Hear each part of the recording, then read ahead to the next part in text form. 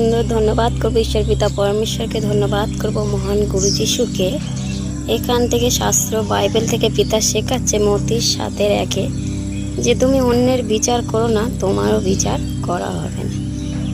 তুমি যে রূপে বিচার করবে সেই রূপে তোমাকে বিচার করা হবে। তো প্রত্যেক বিশ্বাসী ঈশ্বর বিশ্বাসী ভাই বোনেদের পিতা এখান থেকে শেখাচ্ছে যে তোমরা অন্যের বিচার করো না, তোমারও বিচার করা হবে না। তো আগে যখন আমরা ঈশ্বরকে জানতাম না, আমরা কি করতাম? নিজেরাই বিচার করতাম।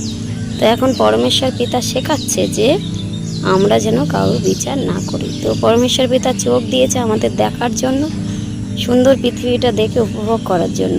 তো তিনি চোখ দিয়েছে দেখার জন্য, তো আমরা চোখ দিয়ে দেখে যেন কারোর বিচার যেন না করি। তো সব কিছু বিচার কে করবে? তো একমাত্র পরমেশ্বর পিতা করবে। তো আমরা অন্যকে যেমনভাবে মাপবো তিনি আমাদের তেমনভাবে মাপবে। তো আমরা সব কিছুর উপরে কি আছে? পরমেশ্বর পিতা আছে সবার বিচার করার জন্য। আমরা এমনভাবে চলবো। তো আমি কি না অন্যের বিচার যখন করব, তো ঈশ্বরও আমার বিচার করবে। তো খুব সুন্দর পিতা আমার মনে এতটাই দিল। তো যিশুর নামে